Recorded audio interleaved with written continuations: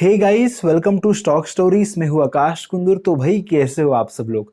तो गाइस आज की इस वीडियो के अंदर हम लोग जो एक स्टॉक मार्केट की काफी जबरदस्त स्टोरी सुनने वाले हैं। कैसे एक पर्सन ने जो है 10,000 रुपए से 880 करोड़ बना लिए। अब मैं यहाँ पर एक रफ फिगर बना रहा हूँ, 880 करोड़।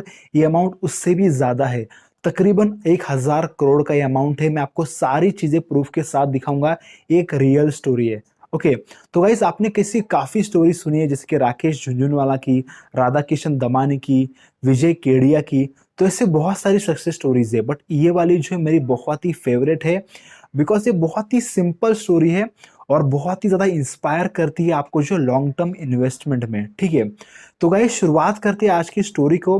और गाइस मैं आपको ये हमेशा कहता हूँ, पैसे से ही पैसा बनाया जा सकता है। अगर आपको जो है कम टाइम में, आपको विदाउट एफर्ट्स, अगर आपको जो बड़ा पैसा बनाना है तो आपको जो पैसे को काम पे लगाना पड़ेगा। और उस पैसे से आपको जो पैसिव इनकम के जो सोर्सेस बनाने पड़ेंगे, और आपको जो हमेशा मल्टीपल इनकम सोर्सेस जो है क्रिएट करने पड़ेंगे। ओके। तो गाइस आज को ज्यादा टाइम वेस्ट नहीं करेंगे, आज की स्टोरी के ऊपर बढ़ते हैं। तो गाइस देखो, एक छोटा सा गांव था अमलनेर। अमलनेर के अंदर एक पर्सन था जो कि आज के स्टोरी का हीरो है। उसका नाम था मोहम्मद अनवर अहमद। ओके। तो यहाँ पर उस वक्त जो है मोहम्मद अनवर अहमद 27 साल का था। अब उसके चार भाई थे, और पापा के खेत में वो जो है चारों भाई काम करते थे। ठीक है। ये अमलनेर जो है, ये सिटी जो है महाराष्ट्र के अंदर बिलोंग करती है, महाराष्ट्र के अंदर आती है। ओके। तो उस वक्त ये जो चारों भाइयों पापा के खेत में काम करते थे। बट अनफॉर्चुनेटली यहाँ पर जो 1980 में पापा की जो डेथ हो गई। अब उसके बाद यही हुआ जो कि हर घर में होता है। जो चार भाई थे, थोड़ा बहुत झगड़ा शुरू हुआ। उसके बाद जो है चारों भाइयों ने डिसाइड किया कि हम लोग जो अलग अलग हो जाएंगे, और ये जो पापा का खेत है इसे हम लोग बेच के जो है हिस्सा का जो बंटवारा कर लेंगे। ओके। अब जो खेत बेचना चाहा तो वहां पर जो है खेत जो है 80,000 में जाके बिका। अब चार भाई थे तो हर एक के मतलब हिस्से में जो है 20,000 आ गए। अब ये जो हमारा हीरो है मोहम्मद अनवर अहमद, ये बहुत सोच रहा था, अब मेरे पास 20,000 तो आ गए हैं। ये शादीशुदा थे, इनके दो बच्चे थे। अब ये सोच रहे थे कि इस पैसे का मैं कैसे इस्तेमाल करूं, कैसे बिजनेस स्टार्ट करूं, या फिर जो है कहाँ पे इन्वेस्ट करूं। ओके। तो यहाँ पर आता है कहानी का एक ट्विस्ट। एक दिन मोहम्मद अनवर यहाँ पर जो चाय की दुकान पे बैठे थे और सोच रहे थे कैसे यहाँ पर इन्वेस्ट किया जाए, कैसे इन्वेस्ट किया जाए। उसी वक्त यहाँ पर जो मुंबई से एक ब्रोकर जो सतीश शाह नाम का, वो यहाँ पर जो अमलनेर सिटी के अंदर आया था। और वो आया था विप्रो के शेयर्स बाय करने के लिए। आप सभी लोगों को पता है शेयर मार्केट के अंदर जो विप्रो कंपनी है, जो कि आईटी कंपनी है, उस कंपनी के शेयर्स उस गांव में खरीदने के लिए आया था मुंबई से। अब आप सोचते हो कि अमलनेर के अंदर कोई सिटी से बंदा क्यों आ सकता है उस कंपनी के शेयर खरीदने के लिए। तो यहाँ पर इसके पीछे भी एक स्टोरी है। विप्रो की शुरुआत सबसे पहले अमलनेर महाराष्ट्र से हुई थी। 1947 में सबसे पहला प्लांट जो यहाँ पर ही डाला गया था, तो वहां से ही शुरुआत हो गई थी। अब यहाँ पर जो हर गांव वाले के पास कुछ ना कुछ शेयर उस कंपनी के जरूर थे। अब गांव वालों के पास शेयर कैसे आ गए कंपनी के, तो यहाँ पर मैं आपको बता देना चाहता हूँ। जब विप्रो की शुरुआत हुई थी तो उनके पास पैसे ऑफर करने के लिए ज्यादा नहीं थे। तो जो भी लोग विप्रो कंपनी के अंदर काम करने के लिए आ रहे थे, तो उनको जो ये कंपनी अपने कुछ कंपनी के अंदर हिस्सेदार बना रही थी, और उसके बदले में उनसे जो काम करवा रही थी। तो यहाँ पर जो काम के बदले यहाँ पर जो उन्हें शेयर्स दिए जा रहे थे, और उनको यहाँ पर बताया जा रहा था कि इसकी वैल्यू बहुत ज्यादा है। तो उस वक्त तो किसी लोगों को पता नहीं था, काफी सारे लोगों ने काम ऐसे करना चाहा।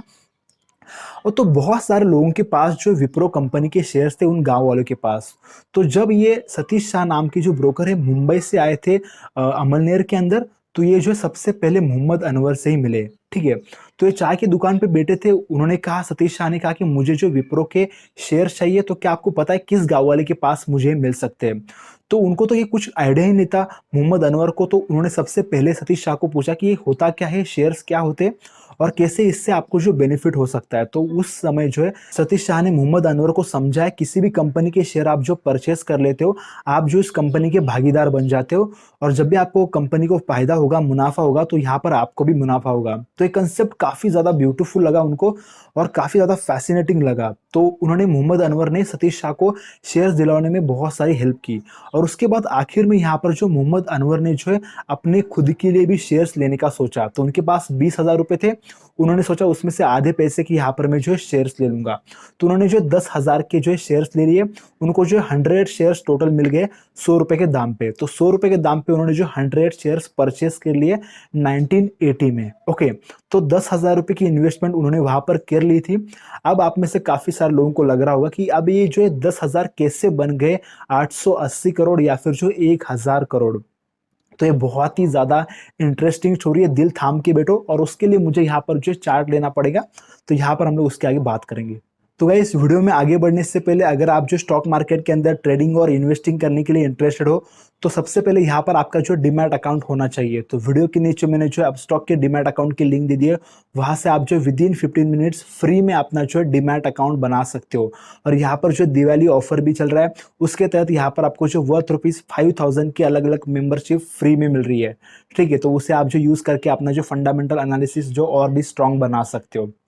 ठीक है, तो गाइस देखो, स्टॉक मार्केट मतलब काफी सारे लोगों को यही लगता है कि यार सस्ते में खरीदना और महंगे में बेचना उतना ही प्रॉफिट होता है शेयर मार्केट से, बट ऐसा नहीं है गाइस। ये जो स्टोरी है मैं अभी आपको बताने जा रहा हूँ, इसमें जो है स्टॉक मार्केट के अंदर और भी बहुत सारी चीजें हो, बोनस होता है, डिविडेंड होता है, उससे आप जो बहुत सारे करोड़ों पैसे बना सकते हो। ठीक है, तो गाइस शुरुआत करते फिर से हमारे स्टोरी के अंदर आ जाते हैं।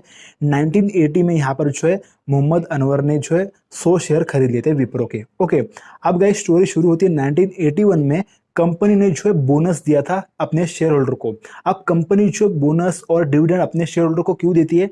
जब कंपनी को मुनाफा होता है तो अपने शेयर होल्डर को खुश करने के लिए जो है कंपनी बोनस डिविडेंड वगैरह देती है। ओके, तो यहाँ पर जो 1:1 का बोनस दिया था, इसका मतलब क्या होता है? अगर आपके पास एक शेयर है तो आपको एक शेयर एक्स्ट्रा मिलेगा फ्री में। तो 1:1 का मतलब क्या हुआ? मोहम्मद अनवर के पास जो है 100 शेयर थे, तो वो बन गए 200 शेयर्स। ठीक है, तो डबल। उसके बाद 1985 में फिर से 1:1 का बोनस दिया गया विप्रो की कंपनी की तरफ से। तो उनके पास इस बार थे 200 शेयर्स, तो वो बन गए 400 शेयर्स। ओके, एंड उसके पास अगेन 1986 में कंपनी ने जो स्प्लिट कर दिया शेयर का वैल्यू 10 रुपीज के हिसाब से। तो जो ऑलमोस्ट उनका जो शेयर का प्राइस था, शेयर जो क्वांटिटी थी, 400 क्वांटिटी से डायरेक्टली बन गए 4,000 शेयर्स। ठीक है, एंड देन उसके बाद 1987 में फिर से 1:1 का बोनस दे दिया गया कंपनी की तरफ से। तो उनके पास 4,000 शेयर्स थे, वो बन गए डबल, यानी कि जो 8,000 शेयर्स। देन 1989 में फिर से 1:1 का बोनस दे दिया गया कंपनी की तरफ से। तो उनके पास 8,000 शेयर्स थे, वो बन गए 16,000 शेयर्स। ओके, तो यहाँ पर ही कहानी नहीं रुकती है। उसके बाद अगेन 99 में यहाँ पर जो कंपनी ने फिर से स्प्लिट किया शेयर 2 रुपीज के वैल्यू से। तो उनके शेयर बन गए 9,60,000 शेयर्स। ओके, अब गाइस 2004 में आते हैं। 2004 में कंपनी ने 2:1 का बोनस दिया। अब इसका मतलब क्या होता है? 1:1 का मतलब होता है कि एक पे ऊपर एक फ्री। अब 2:1 का मतलब क्या होता है कि अगर आपके पास एक शेयर है, आपको दो एक्स्ट्रा मिलेंगे। तो यहाँ पर इस केस में उनके पास शेयर बन गए थे 9,60,000। तो जब ये अनाउंस हुआ तो उनके पास शेयर बन गए 28,80,000 शेयर्स। ओके, देन उसके बाद 2005 में यहाँ पर जो कंपनी ने 1:1 का बोनस फिर से दे दिया, तो वो बन गया 28,80,000 से 57,60,000 शेयर्स। ये बस शेयर की बात कर रही, हम लोग जो मल्टीप्लाई करेंगे उसके आज का जो प्राइस है उससे हम लोग बाद में मल्टीप्लाई भी करेंगे। ओके, और ये लॉन्ग टर्म है, अगर आप बीच में भी कहीं बेचते हो 5-6 साल में, तो भी आप जो बहुत करोड़ कमा लेते हैं। अभी आगे हम लोग बढ़ते हैं। 2010 में कंपनी ने जो है 2:3 का बोनस दे दिया, तो उसके यहाँ पर जो 96 लाख शेयर बन गए। देन 2017 में रिसेंटली 1:1 का बोनस फिर से दे दिया गया कंपनी तरफ से, तो वो बन गए 1,92 lakh shares. And then recently last year 2019 में कंपनी ने 1:3 का बोनस दिया है, तो उसका मतलब होता है 2,56,लाख शेयर उनके पास जो बन जाए। ठीक है, तो अगर इसे मैं कैलकुलेट करने की कोशिश करता हूँ, 2,56,00,000 शेयर्स इनटू आज का जो प्राइस है, ऑलमोस्ट हम लोग ऑन एन एवरेज पकड़ लेते 320 रुपीज। तो इसे मल्टीप्लाई करने के बाद यहाँ पर फिगर आता है 819 करोड़। तो यहाँ पर जो 819 करोड़, जैसे मैंने कहा कि 820 करोड़ यहाँ पर जो ये इन्वेस्टमेंट बन जाता है। तो यहाँ पर मैंने जैसे बताया कि ये लॉन्ग टर्म इन्वेस्टमेंट है। अगर आप बीच में 5-10 साल के बाद भी अगर आप बेच देते, तो भी यहाँ पर आपके पास कितने करोड़ पैसे होते, यहाँ पर आप जो अंदाजा लगा लो।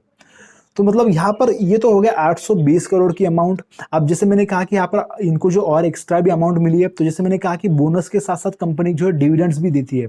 तो डिविडेंड कंपनी डायरेक्टली अपने बैंक के अंदर देती है, हमारे बैंक के अंदर डायरेक्टली वो पैसे जमा हो जाते हैं। ओके, पर शेयर के हिसाब से कंपनी 2 रुपए, 5 रुपए, 3 रुपए का डिविडेंड देती है। तो उनके अगर इनके शेयर्स अगर कैलकुलेट किए जाए और इनका अगर अमाउंट कैलकुलेट किया जाए, तो अभी तक के यहाँ पर जो उनका डिविडेंड ही 150 करोड़ रुपए का मिला है। तो यहाँ पर जो डिविडेंड ही 150 करोड़ रुपए का उनको ऑलरेडी मिल चुका है। तो डिविडेंड अगर आप मिला देते तो ऑलमोस्ट फिगर बनता है 1,000 करोड़ का। तो गाइस यहाँ पर आप समझ लो कितना स्टॉक मार्केट पावरफुल है। अगर आप लॉन्ग टर्म में भी इन्वेस्टमेंट करते हो, अगर आप इंट्राडे भी करना चाहते हो तो उसके अंदर भी पैसे बनते हैं। तो यहाँ पर आपको जो इन्वेस्टिंग भी करनी चाहिए, ट्रेडिंग भी करनी चाहिए। तो गाइज अगर आपको आज का वीडियो अच्छा लगा हो, मोटिवेट हुए हो, तो यार इस वीडियो को लाइक कर दो, हमारे चैनल को सब्सक्राइब कर दो ऐसे बहुत सारे वीडियोस के लिए। मिलते हैं किसी और नेक्स्ट वीडियो में, तब तक के लिए बाय बाय।